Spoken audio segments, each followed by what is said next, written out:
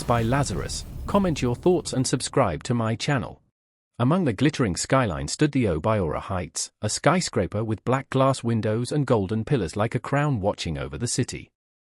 On the topmost floor of this architectural pride lived Kenichukwu Obiora, 30-year-old billionaire, sole heir to the Obiora real estate empire, and arguably Nigeria's most eligible bachelor, depending on who you asked. To most, he was brilliant wrapped in arrogance. To a few, he was an empire wrapped in loneliness. His penthouse was immaculate. Persian rugs, mahogany desks, ceiling-length curtains, a grand piano no one played. Housekeepers cleaned daily, but the silence of the place remained untouched. It was the kind of silence that didn't come from peace, it came from emptiness. Keane sat alone in his office, eyes on the laptop screen but mind adrift. Emails came in like a storm, but his attention was elsewhere, on a framed photo turned downward beside his keyboard. A photo of a woman. His mother. They hadn't spoken in 6 years. The door opened without a knock, only one person dared do that. Chika Onwuama, childhood friend, business partner's daughter, and the woman society assumed he'd marry. Still brooding over that project in Ikoyi, she asked, walking in like she owned the room. No, he replied curtly. She tilted her head, observing him like a chessboard. You know what your problem is, Keane. You work too hard. You have all this money but you're still so miserable. He ignored her, eyes back on the screen. Come out tonight, she said, leaning on his table. That new rooftop bar in Lekki. It'll clear your head. Keane sighed. I don't need air. I need silence. Chika smirked. Or maybe you need a wife. He didn't flinch. I'm not in the mood for jokes. Wasn't one, she said, already halfway out the door. Someday, someone will surprise you. He returned to his screen. Not knowing that the someone had just stepped into his home, wearing second-hand shoes and carrying a tattered bag of clothes. Amoranwoke had always been the eldest child who carried the world on her back. She grew up in Nsukka, in a family of 6. Her father died of typhoid when she was 10. Her mother, Mama Ego, sold roasted plantains near the school gate. Amara was the smart one. Everyone in their neighborhood said so. She passed her WAEC with flying colors, then hustled through hospitality school in Enugu. But Lagos was different. Lagos didn't care how smart you were if you had no godfather. After 9 months of rejections and debts, she accepted a maid job through a contact who cleaned for the Obiora family. You'll earn 65,000 naira monthly. Live in. No drama, the agency promised. She arrived at the mansion gate with a small box and a heart full of prayers. Inside, she met Madam Onum, the senior housekeeper, and Sonny, the cheerful gateman from Kogi who called everyone Oga or Auntie, regardless of status. Her room was small but clean. Her uniform, in navy blue with white cuffs, felt foreign, like she was putting on someone else's life. Still, she reminded herself, it's temporary. Until Mama's ulcer is treated. Until Chika's school fees are paid. Until I stand on my own feet. Her first task, clean the east wing and water the indoor garden. That's where Oga's mother used to sit, Madam Onum said, voice low. He doesn't talk about her. Amara approached the hibiscus plants, still blooming in sunlight. She knelt gently, humming an old Igbo lullaby as she watered them. Unbeknownst to her, a pair of cold eyes were watching from the top floor. Keane first noticed her during a meeting with his CFO. Through the open glass railing, he saw her down below, quiet, graceful, placing books on the hallway shelf. She didn't move like the other staff, scared and frantic. She moved like someone who wasn't supposed to be there, yet knew she belonged.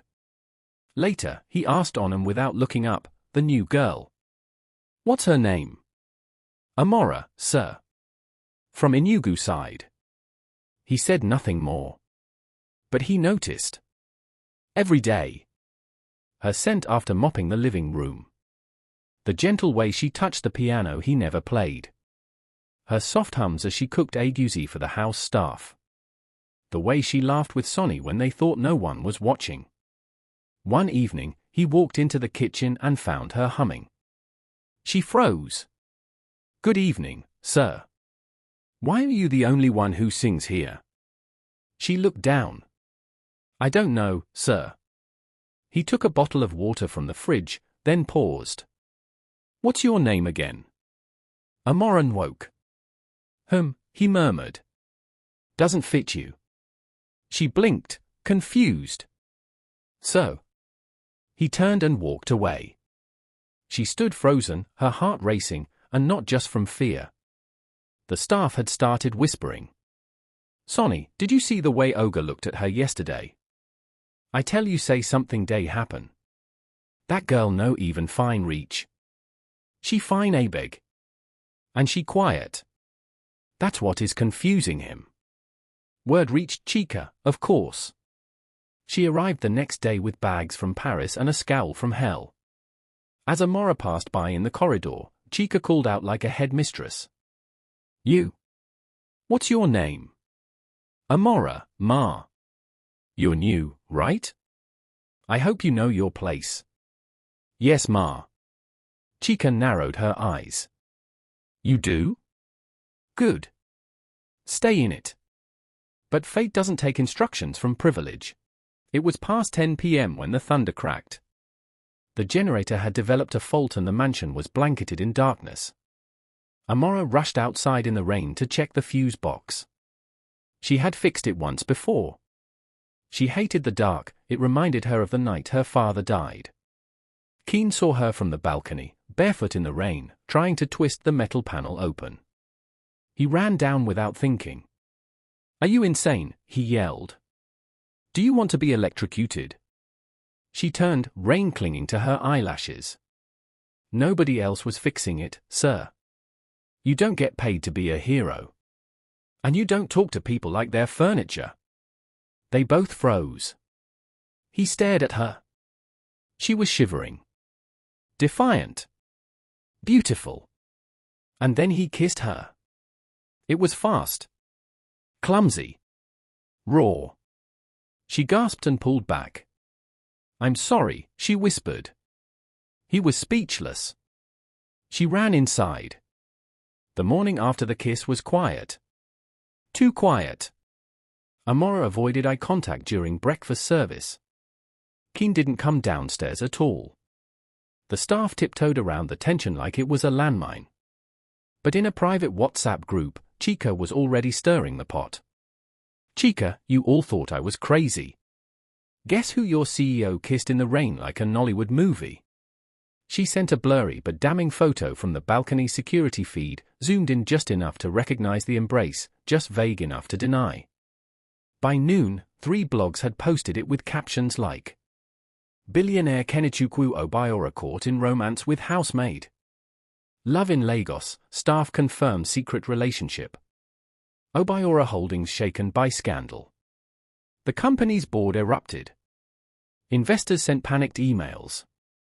Clients considered pulling out of deals. Even the chairman of the Nigerian Property Authority requested a private meeting. At 2 p.m., Keen called Amora into his private study. She entered slowly, hands trembling. "Sit," he said. She remained standing. "I'm sorry, sir. I should have left before this. You think this is your fault? I kissed you back," she said, voice small. He stared at her. "Do you want to leave?" "Yes," she whispered, eyes glistening. "Because people like me don't survive storms like this." A long silence.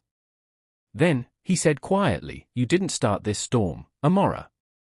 But I won't let it wash you away." Before she could reply, Madame Onum burst in, panicked. "Sir, Madame Chica just arrived downstairs with press at the gate." "Sir, she's giving a statement." The reporters swarmed like bees. Chica stood in stilettos and designer ankara, fake tears falling as she told the cameras. "I've known Keen since childhood. I've always supported him, even through grief. But seeing him fall into this scandal with someone who works for him? Someone beneath him? It breaks my heart." Inside the mansion, Amora watched the live stream on Sonny's phone, lips trembling. The staff began murmuring again. She's finished. DEM go fire her. Keen watched too. Quietly. Then he stood up. Call a press conference, he told his assistant. This ends today. Later that evening, the Obiora Media Hall was filled with journalists and board members. Keen stepped onto the stage, expression unreadable. He cleared his throat. I will not waste your time, he said. The rumors you've heard are not rumors. They are true. I fell in love with someone who works in my home. The room gasped. Her name is Amora Nwoke. She is honest, hardworking, and kinder than anyone I've ever known. She didn't chase my wealth. She didn't expect attention.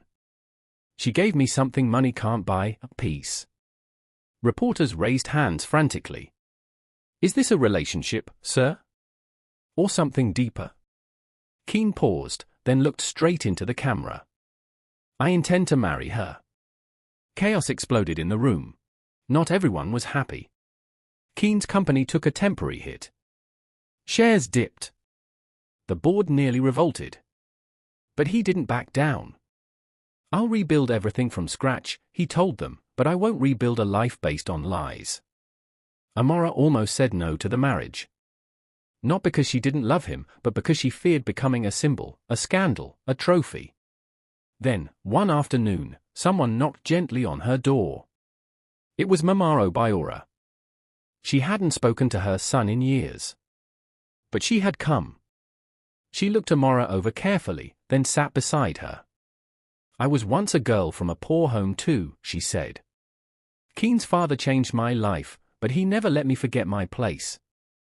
Don't let love silence your dignity. Amora cried into her lap. They married in a simple yet elegant ceremony in Nsukka. Amora wore a hand-sewn lace gown. Keen wore a plain white kaftan with red beads.